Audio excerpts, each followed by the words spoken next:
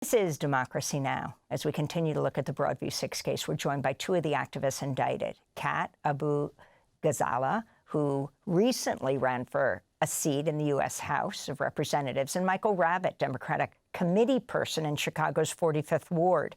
They were arrested then indicted for protesting last year outside the Broadview ICE jail during Trump's so-called Operation Midway Blitz crackdown, when hundreds of masked federal immigration agents flooded the streets of Chicago. The charges against them were dropped last month.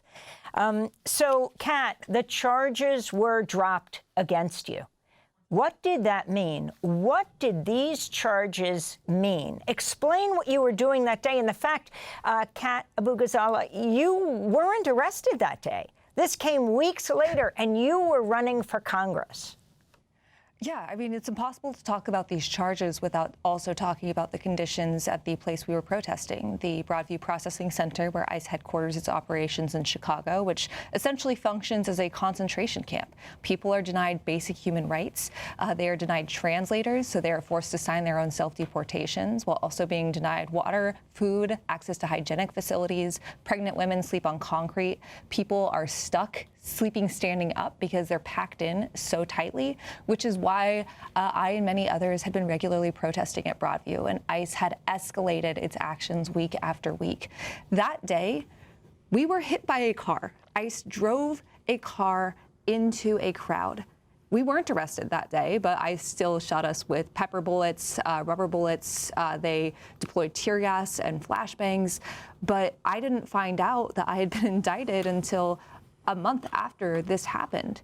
These charges are simply for exercising our First Amendment rights. The government tried to villainize me and 5 other people for protesting the very thing that makes America great, allegedly, and yet they tried to paint us as the villains, and we were actually the victims of a crime by an ICE agent.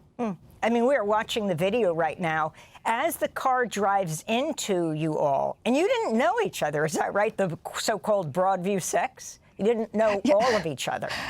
Most of us did not know each other until we met in the courtroom, and we were indicted on conspiracy. But we're watching the car drive into you, and the ICE agents are tear gassing you all at the same time. Michael Rabbitt, you are a 45th Ward Democratic committee person in Chicago. Talk about how you heard about the charges against you and what it did to your life. So my wife and I were on vacation celebrating our 30-year wedding anniversary in Portugal in mid to late October.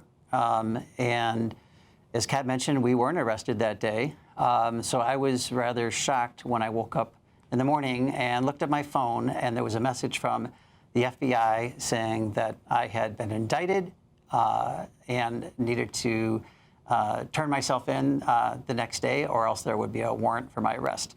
I was quite shocked by that message. I actually thought it was a scam. I honestly didn't think it was real. I actually, looked up the name of the FBI agent and the U.S. attorney, assistant U.S. attorney, and found that it was real.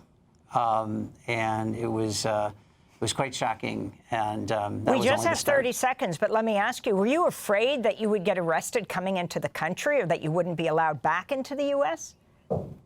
Yes. So I actually was warned by a congressperson that I may be detained upon arriving at O'Hare. So we actually had to make some arrangements in case that happened, which, needless to say, made the flight home a little stressful. Thanks for watching Democracy Now! On YouTube. Subscribe to the channel and turn on notifications to make sure you never miss a video.